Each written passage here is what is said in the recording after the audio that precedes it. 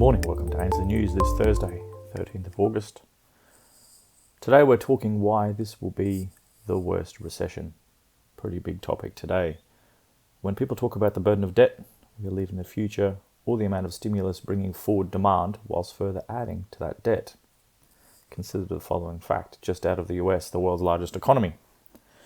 Fiscal year to date, the US government has spent $5.6 trillion. $5.6 trillion. In that same period, they had income via tax collected of $2.8 trillion. That's correct, they spent twice what they earned. That leaves an all-time record high deficit of $2.8 trillion. And before we write this off as a short-term helicopter money COVID handout issue, check out this next graph below. This is going to show recipients by sorts and outlays by function. Pretty big differences there. Let's take a moment and have a read through all of them and what the spending is being placed into. Whilst extraordinarily large, the income security portion is just $1.1 trillion. As experts repeatedly remind us, things were not good before the virus. It was simply the straw that broke the camel's back. The other observation is that anyone who can see that this virus or its effects are not going away anytime soon as wave after wave hits. Likewise, the government support is not going away anytime soon. Modern monetary theory appears to be entrenching itself by stealth. Whilst we have a system now based on populist voting, few will vote for less free stuff. In other words, there appears little in the way of eventual collapse after massive inflation. Again, to put this year into perspective, but remind you of the fact that it was bad beforehand, the following graph shows the US deficits over the last decade. So while it feels like 2020 in this graph, feels like 2020 was a complete schmozzle, looks like we were kind of falling off a cliff from around 2016. The impacts, however, are more immediate than a macro reset, however that looks. Eric Basmajian of EPG Macro Research wrote an in-depth piece recently titled The Greatest Pull Forward in History, Why This Recession Is Different, Similar, and Worse. His summary points are as follows. First point, the COVID recession resulted in the most significant pull forward of income growth in modern history. Point 2. An unprecedented amount of debt was used to plug a record output gap. Point 3. The recession is different because income growth increased as opposed to declined. The similarity comes from the use of debt capital to blunt the negative impact of deflation. Point 4. The outcome of the recession will ultimately be worse as the level of public and private indebtedness has breached all critical thresholds and will now have a non-linear impact on economic growth. Point 5. Overusing one factor of the production function, specifically debt capital, has diminishing marginal returns and will result in the weakest expansionary income growth in the years to come. Summarising some key observations, there is a perception things are okay because of a false sense of security via all the handouts that have been given. In a normal recession, real disposable income growth is near or below zero. Check out the sheer scale by comparison with all the helicopter money, this time in the US. This chart shown here, I guess real disposable personal income growth per capita, shown there from around 1970 all the way up to 2020. With percentages increases shown there, 2020 is off the charts. So that personal income growth has pretty much grown by helicopter money, or predominantly. Basmajian goes on to look at the size of the US debt burden using the threshold of all non-financial debt, government, private and business, against GDP of 300%. Spelt out by the Bank for International Settlements, or the world's central bank. The abstract of that report says, at moderate levels, debt improves welfare and enhances growth. But high levels can be damaging.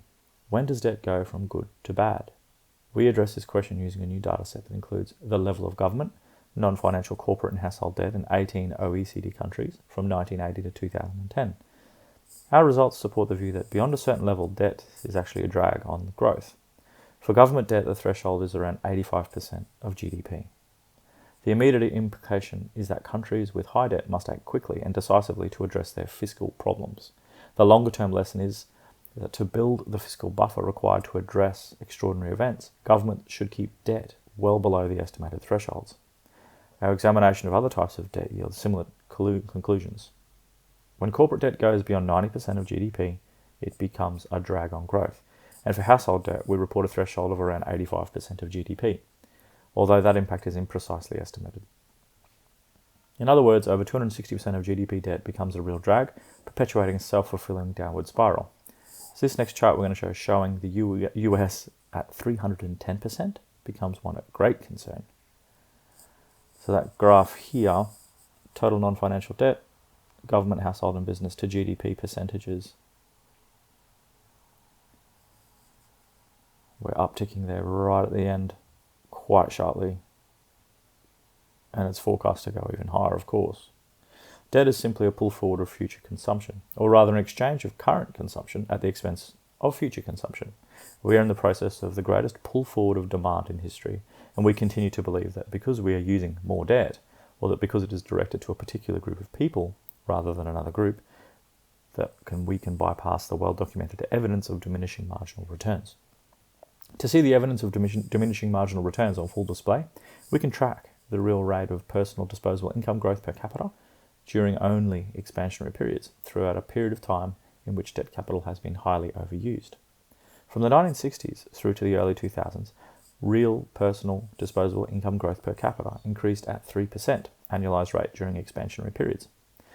After the turn of the century, we lost 36% of our trend income growth, falling to just 1.9%. Many factors contributed to this decline, but diminishing marginal returns and an overuse of debt capital are among the main culprits.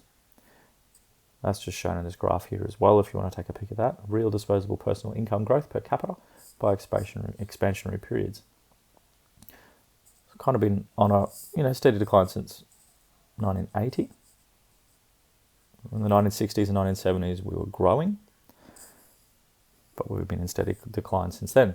These, of course, are all US numbers, and we're in Australia, and the story in Australia until this year was different. Whilst we had the world's second highest personal debt levels, our government debt was low. That has, as you know, now changed. We still have the second highest debt in the world, largely in housing, which is declining in value, and we now have skyrocketing government debt to boot. Right on cue, yesterday we saw the latest ABS figures for wages, and unsurprisingly, wage growth hit an all-time low. This next graph here, the labour price index. This is for Australia. 2019 tried hard to kick things back up again, but it looks like it's going down again. In other words, this is not just a US problem, it's an us problem too. Future returns on shares will suffer, house price growth will suffer, and bonds will have nowhere to go. It is no wonder people are flooding into gold and silver as one of the only assets to gain on such an equation. We will leave you with his closing remarks. For many years, the solution to economic troubles has been bigger government stimulus packages. 1 trillion has become 2 trillion, and the last 2 trillion package lasted less than half a year. The evidence of diminishing marginal returns is again on full display, as each stimulus effort is even more fleeting, requiring more extensive programs with greater regularity. As Dr. Lacey Hunt said in his most recent podcast with Grant Williams, economics is not accounting. We have to grapple with non-linearities. Income growth has increased during this recession, a distinct difference from the normal recessionary template. The use of debt capital, specifically government debt capital, to blunt the impact of deflation is a page out of the same playbook the economy has been using for several decades. The resulting degradation of income growth during the next expansionary period will be worse than prior episodes, as we have pushed the level of indebtedness past all critical and well-studied thresholds. We should continue to prepare for anemic real income growth and the knock-on effects that dynamic will bring to asset prices. Pretty big news today. If you need to go back and listen or read to any components of that, this is on our website, ainslieBullion.com.au. You can read any or all of our news and see the graphs in more detail, of course.